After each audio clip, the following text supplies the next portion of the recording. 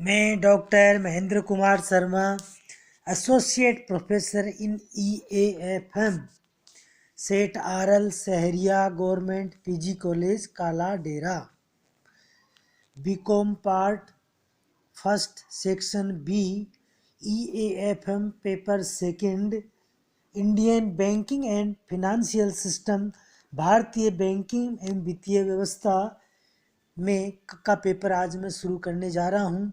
उसमें जो first chapter है वो बैंक की परिभाषा, कार्य एवं महत्व है। बैंक शब्द का उद्गम इटालियन शब्द बैंको BANCO से हुआ है।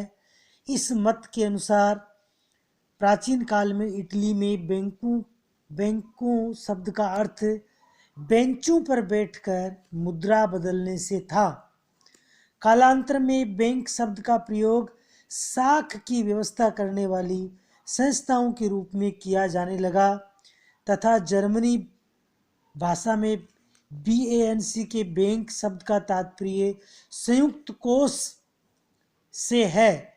ये कहा जाता है कि सन 1171 में वेनिस राज्य में आर्थिक संकट उत्पन्न हुआ।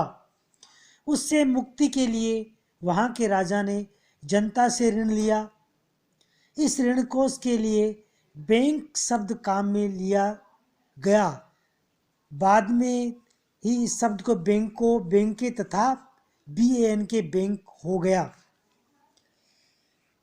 आधुनिक बैंकों का प्रारंभ सन 1157 में इटली में बैंक ऑफ वेनिस की स्थापना से माना जाता है। सन 1694 में बैंक ऑफ इंग्लैंड की स्थापना हुई। इसके पश्चात बैंकिंग का वास्तविक विकास शुरू हुआ। 18वीं शताब्दी में बैंकिंग क्षेत्र में संयुक्त पूंजी वाली कंपनियों ने प्रवेश लिया। बैंक की कुछ परिभाषाओं का अध्ययन करते हैं जिससे बैंक शब्द का अर्थ और स्पष्ट हो जाएगा। पहली परिभाषा है वेबस्टर शब्दकोश के अनुसार, बैंक वह संस्था है जो मुद्रा में व्यवसाय करती है। ये एक प्रतिष्ठान है जहां धन जमा, संरक्षण तथा निर्गमन होता है तथा जहां ऋण देने एवं कटौती की सुविधाएं प्रदान की जाती हैं और एक स्थान से दूसरे स्थान पर धनराशि भेजने की व्यवस्था की जाती है। सेकंड है ऑक्सफोर्ड शब्दकोश के अनुसार, बैंक वह संस्थान है जो अपने ग्राहकों से अथवा उनकी ओर से प्राप्त धन की रक्षा करता है। इसका मुख्य कार्य उनके चेकों का भुगतान करना, उसके लाभ उस धन के उपयोग द्वारा उत्पन्न होते हैं जिसे उपयोग न करते हुए ग्राहकों ने बैंक में जमा करा दिया है। तीसरी है भारतीय बैंकिंग नियमन अधिनियम 1949 के अनुसार, बैंकिंग कंपनी वह है जो बैंकिंग का व्यवसाय करे। बैंकिंग व्यवसाय से तात्पर्य ऋण देने अथवा विनियोजन के लिए जनता से मुद्रा के निक्षेपों को स्वीकार करना है जो मांगने पर अथवा किसी अन्य प्रकार से लौटाया जा सके तथा चेक, ड्राफ्ट, आदेश अथवा किसी अन्य प्रकार से निकाला जा सके। नेक्स्ट है प्रोफेसर फिंडले सिराज के अनुसार, बैंकर वह व्यक्ति है, फर्म अथवा कंपनी है जिसके पास ऐसा कोई व्यावसायिक स्थान हो जहां मुद्रा अथवा चलन की जमा या संग्रहण द्वारा साख खाते खोले जाते हों और जिनकी जमा राशि का भुगतान ड्राफ्ट, धनादेश अथवा आदेश द्वारा किया जाता हो अथवा जहां ड्राफ्ट, बॉन्ड, धातु तथा विपत्रों पर मुद्रा उधार दी जाती है अथवा जहां प्रतिज्ञा पत्र भुनाने अथवा बेचने हेतु लिए जाते हैं।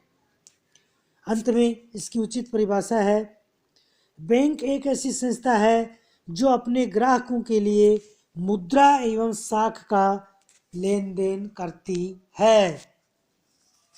तो उक्त इन सभी परिभाषाओं और इस विश्लेषण से बैंक शब्द का अर्थ स्पष्ट होता है। अब हम आगे आधुनिक बैंकों के कार्यों पर प्रकाश डालते हैं। आधुनिक बैंकों के कार्य इस प्रकार हैं। पहला है प्राथमिक कार्य में पहला है जमाएं स्वीकार करना। बैंक का मुख्य कार्य है डिपॉजिट्स के रूप में धन को जमा करना। सेकंड है ऋण अथवा उधार देना। पहला कार्य जमाओं के रूप में धन को स्वीकार करना। दूसरा है ऋण अथवा उधार देना। बैंक जमा धन की एवज में जनता को उसकी मांग पर ऋण अथवा उधार भी धन देता है। दूसरा है अभिकर्ता या प्रतिनिधित्व संबंधी कार्य करना। इसमें फर्स्ट है चेक एवं साख पत्रों का संग्रहण। चेक एवं साख पत्रों का संग्रहण और उनसे संबंधित सभी कार्य बैंक संपादित करता है। दूसरा है चेक व साख पत्रों का भुगतान। चेक का भुगतान करना, साख पत्रों का भुगतान करना यह बैंक का कार्य है। ग्राहकों के लिए भुगतान प्राप्त करना। अपने कस्टमर के लिए बैंक दूसरे बैंकों से भुगतान प्राप्त भी करता है और ग्राहकों को भुगतान प्रदान भी करता है। फोर्थ है धन का स्थानांतरण करना। अपने ग्राहकों के धन को एक स्थान से दूसरे स्थान पर स्थानांतरण की सुविधा भी बैंक प्रदान करता है। पांचवा है अंशों एवं प्रतिभूतियों का क्रय विक्रय करना। अंशों एवं प्रतिभूतियों का क्रय विक्रय भी बैंक करता है। बैंक का ये प्रतिनिधित्व संबंधी कार्य होता है। थर्ड है सामान्य उपयोगी कार्य करना। इसमें फर्स्ट है धन व संपत्ति की सुरक्षा करना। बैंक धन व संपत्ति की सुरक्षा भी प्रदान करता है। धन से संबंधित सभी कार्य है वो संपादित करता है। दूसरा है यात्री चेक एवं साख पत्रों की व्यवस्था करना। बैंक यात्री चेक एवं साख पत्रों की जांच की व्यवस्था करता है। अपने ग्राहकों के साख पत्रों की पूरी व्यवस्था करता है कि किस प्रकार से क्या भुगतान करना है, कैसे करना है। थर्ड है आर्थिक स्थिति की सूचना प्रदान करना। बैंक आर्थिक स्थिति की सूचना भी प्रदान करता है। अपने ग्राहकों को समय समय पे उनकी आर्थिक स्थिति के बारे में अवगत कराता रहता है। फोर्थ है वित्तीय सलाहकार। बैंक वित्तीय सलाहकार का काम भी करता है। जैसे फर्मों व्यक्तिगत उनको समय समय पे फाइनेंशियल एडवाइजर का काम करता है कि भाई आपको किसी प्रकार का आर्थिक संकट उत्पन्न नहीं हो तो कंपनी और व्यापारिक संस्थाओं को वित्तीय सलाहकार का कार्य भी या सलाह भी प्रदान करता है। पांचवा है सूचनाओं का प्रकाशन। सामान्य उपयोगी सूचनाएं बैंक प्रकाशित करता है। जैसे आरबीआई बुलेटिन प्रकाशित करता है जिसमें एक देश की अवधि का पूरे देश के आर्थिक विकास और सारी बैंकिंग गतिविधियों की जानकारी होती है। ऋणों की जमानत। बैंक ऋणों की जमानत भी प्रदान करता है। चौथा पॉइंट मुख्य विदेशी व्यापार की वित्तीय एवं प्रबंधकीय व्यवस्था करना। दो देशों के मध्य जो व्यापार होता है वो विदेशी व्यापार कहलाता है। उसकी वित्तीय एवं प्रबंधकीय व्यवस्था का कार्य भी बैंक करता है। लास्ट है साख निर्माण या सृजन का कार्य करना। बैंक जो ऋण देता है उसको अपने जमाओं के एवज में साख का सृजन करता है, साख का निर्माण करता है। इसलिए बैंक का एक मुख्य कार्य साख निर्माण का सृजन वो करना भी है। अंत में बैंकों के महत्व। पहला है वस्तुओं को प्रोत्साहन प्रदान करना। सेकंड पूंजी निर्माण करना। थर्ड व्यापार व उद्योगों के लिए वित्त प्रबंध करना। फोर्थ है पूंजी को गतिशीलता प्रदान करना।